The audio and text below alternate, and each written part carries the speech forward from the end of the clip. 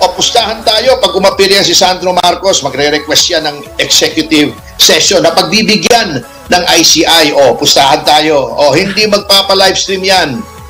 O, matatakot yung mag-livestream. Kasi mahirap depensahan yun eh. O, di ba? Nga eh, at saka pag pinagsalita sa kanila na sila ay ganito, ganon, eh, inaano nila? Tinutulig sa nila. Alam nyo, yan pa ba unahin nyo, mga social media posts, mga criticism, freedom of expression yan. Alam nyo, etong nakakatawa. Sa dami-dami ng tinuro ni Diskaya, ng mga district engineer, ni Saldico, ng mga kongresistang ng Urakot hanggang sa speaker, ang kanilang inimbestigahan ay yung nagsasabi na may pangungurakot dyan at sila ay kinikriticize. Yun ang inuna nila. Inimbestigahan ba nila si speaker? Wala. Yung mga sinasabing tumanggap ng bilyon-bilyon, inimbestigahan ba nila? Wala. Yung sinabing mga kontratista ng mga congressmen, yung mga contractors, inimbestigahan ba nila? Wala. Yung ethics complaint kay Dan Fernandez na inihain ko, ginalaw ba nila? Wala. Iyan ang klase ng mababang kapulungan na meron tayo. Ngayon natatawa ko dito kay Claire Castro kasi gina-justify niya. May sinasabi kasi na nag-post siya sa social media niya ng mga scantily clad women, yung mga sexy. Opo. Alam niyo po yan, na hindi yan per se na malaswa. Yung mga scantily clad women, nasa konteksto po yan. Kung malaswa ang mga babae na scantily clad o yung kokonti ang suot, di malaswa na rin yung naging girlfriend o girlfriend pa yata ni Sandro Marcos, si Alexa Miro. Doon sa mga pelikula, naghuhubad-hubad yan eh. Yun ba malaswa? Yung pelikula ba ni Alexa Miro, malaswa? Di ang girlfriend ng anak ng Pangulo ay malaswa. Ganun ba ang kontekstong gusto nilang iparating? Nasa circumstances. Hindi porket hubad, malaswa. So, ang Vatican pala, malaswa. Maraming nudes doon. Yung Museo del Prado pala ay malaswa, maraming nudes doon. Sa Louvre, sa Paris, malaswa ba yung museo na yon? Maraming nudes doon. Itong mga ito ang kikitid ng utak. Kaya, sabi nga ni Mike Defensor, si Parsaga ay pinarusahan hindi dahil sa pagnanakaw, ngunit because of corruption, but because of courage, dahil sa tapang, hindi dahil sa pagnanakaw. Kaya nga, palagay ko, magaan na rin sa loob niya sapagkat alam niya na ang pag-iisip, ang suporta ng taong bayan ay nasa sa kanya. At nagmukhang talagang nasira na ng gusto. Can you imagine? Nagsasalita yung isang congressman mo puputulan mo ng mikropono. Di ba? Wala na. Kamote na talaga. At yan na ang nangyari sa mababang kapulungan bago. Sige, ihain nyo pa. Mangurakot na naman kayo, ihain nyo na naman yung impeachment complaint kay VP Sara para magkaalaman na talaga na kayo ay walang kwentang lehislatura. Attorney, take note lang, ibig lang pong sabihin na ang pamunuan natin ngayon ay very sensitive. Ibig sabihin, hindi sila sensitive sa mga nagrereklamo, kundi sensitive sila doon sa mga inirereklamo. Yes, pero yung mga tinuturo ni Saldico na mga si Dong Gonzales ba inimbestigahan? Si Gabiola ba iniimbestigahan? Nag-ethics complaint ba? Wale. Na siya ay kontratista? Wale at congressman pa rin? Conflict, very clear conflict of interest. Nasaan ang investigasyon? Inuna pa nila yung nagkikriticize sa kanila. Style yan ng gobyerno. Ito mo, lahat tinatakot. Yung sisigaw daw ng Marcos resign ay arestuhin. Yung sisigaw daw ng withdrawal of support, aarestuhin. Panay pananakot. Panay pagtutulig sa mga kalaban. Attorney, pag inaresto kayo, mauubos yung tao dito. Lahat, ang dami namin daang libo yung sumisigaw ng Marcos resign. Ayun nga po mangyayari. Huwag naman po sana. Saan mo ilalagay yung mga yan pag kinulong mo yan? At saka isusumpa ka ng mga piskal kasi sa lahat yan ay preliminary investigation o tinatawag na PI. Sasabihin ng mga piskal kay Remulla, kay John Vic, at saka yung kay Gibo, mga PI ninyo. Pagka pina-PI nyo lahat yung 100,000 yan, hindi na matutulog yung mga piskal natin. Masisira ulo ng mga yon.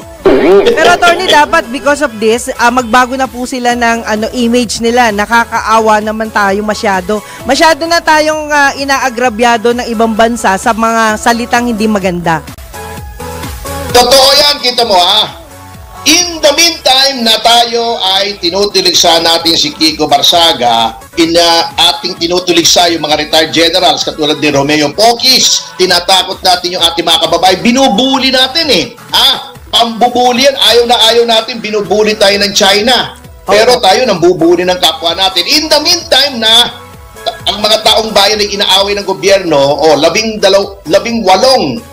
barko na ng China ang pumasok sa teritoryo ng Pilipinas daw.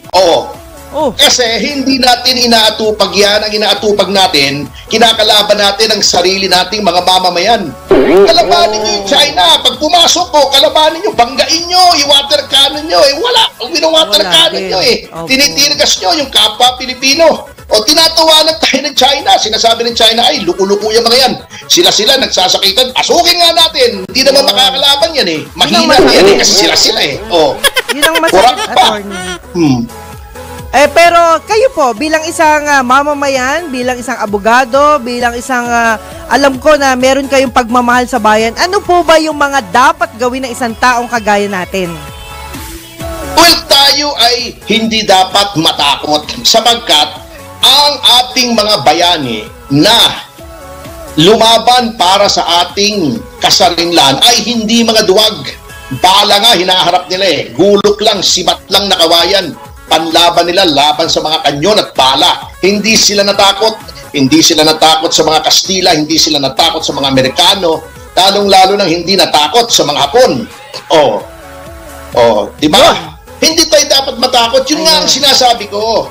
Bakit nananakot ang gobyernong ito? Ang gobyerno na tinatakot na ang kanyang mga mamamayan na kanila lamang ginagamit ang kanilang karapatan sa ilalim ng saligang batas para ipahayag ang kanilang mga reklamo laban sa anomalya ay isang desperadong gobyerno na. Takot na yan, natataranta na yan, kaya pananakot na. Di ba ikaw, pagka natataranta ka na kung ano na sinasabi mo? Ganyan na po ang nangyari sa ating bansa. Napakasama na po nang nangyari. Ngayon, kita mo, Manang Juvie Opo. Last week yata, ni Ray Juncondo, ni Zaldico, hinahanap siya. May warrant of arrest. Wala naman doon. Alam naman nilang wala dito si Zaldico. Patahanapin lang ngayon. Nag-search warrant naman doon sa isang na namang kondo ni Zaldico. Anak mong taping talaga. Puro optics, puro forma, puro drama. Kita mo yung ICI? Wala na yung ICI. Huwag nyo nang paniwalaan yan. Bakit? Kita nyo? Ang ICI ay kinreate noong September 12.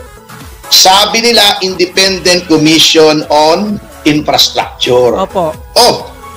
Paanong maging independent? Unang-una, ito, inuulit-ulit po natin, Number 1, laging kasama yung Secretary of Public Works and Highways, alter ego ng Pangulo. Kasama siya mag-imbestiga. Number 2, sino bang spokesman yan? Brian Hosaka, na kilalang-kilala na tao ni dating ES Lucas Bersamin. Ng panahon yun, ES pa siya.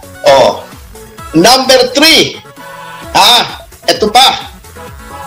Kanina lamang nailathala sa mga pahayagan, ang AFP daw ay nakahanap ng ghost projects.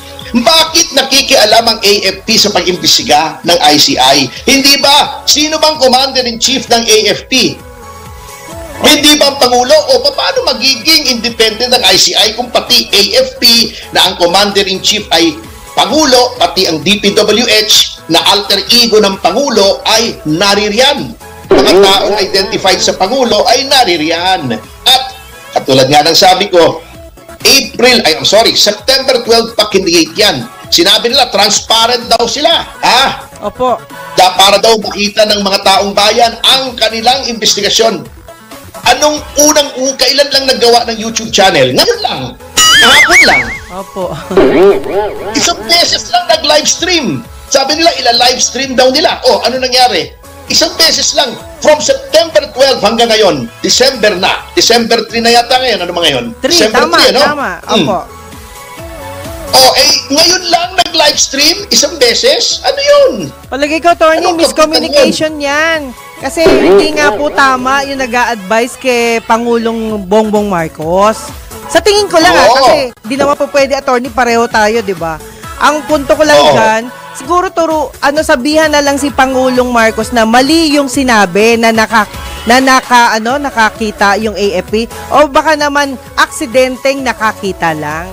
O, di ba? Hindi, tumutulong daw ang AFP mali na yun. Pag tumutulong, nag-advise kay Pangulong Marcos mali na kung yun. sino man nag-advise, dapat palitan. Tama po. Tama po yun.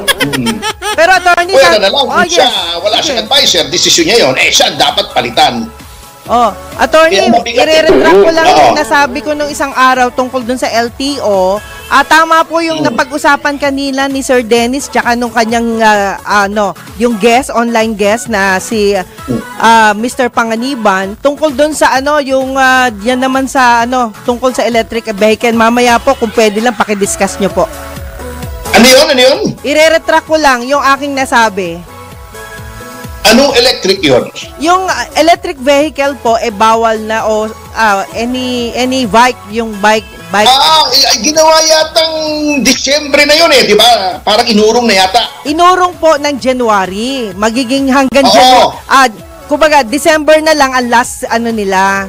Tama ho kasi lahat yung mga pinaliwanag po ni Mr. Panganiban. Kaya natuwa lang po ako, attorney, through our program. Hindi, maganda talaga yun. Opo. Electric vehicle. Pero safety, alam mo, in the greater safety scheme ang of things, sinasabi nila. Ano ba naman yung value ng electric vehicle na yan kontra sa yung nangyayari ngayon na floodgate, Opo. Okay na yan. Natalakay na naman yan Opo, pero tama. ang sinasabi ko nga, ang nangyayari dito sa ICI ay wala Walang nangyayari. Huwag na yung umasa dyan, maniwala na kayo. Hindi independent yan, hindi commission yan, konsumisyon na lang yan.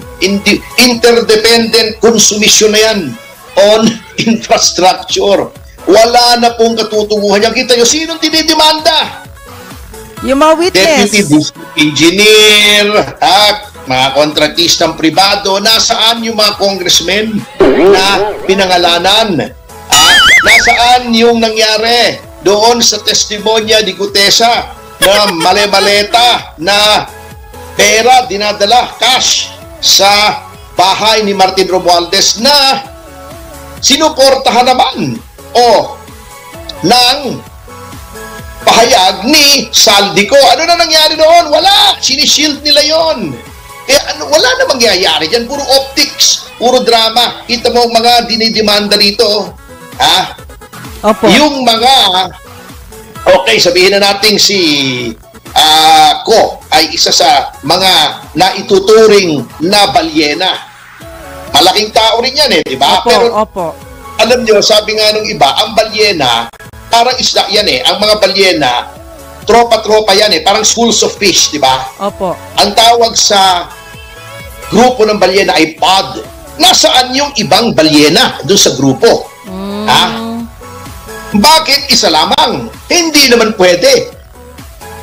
Chairman ng Committee on Appropriation, sino bang boss niyan? Sino bang pumili dyan? Sino bang speaker?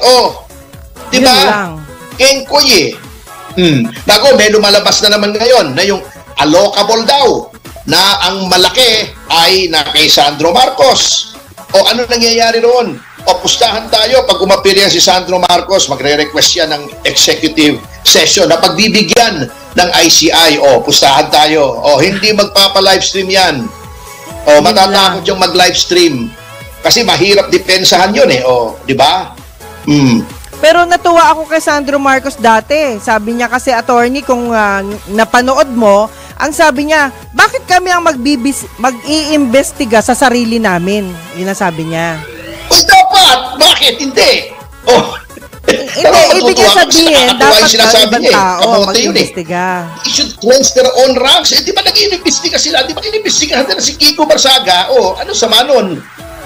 Double standard Yan ang mabigat. Opo. Anyway, ipagpapatuloy po natin ang ating pag-aaral sa pagbabalik ng Yes, Yes, Yo.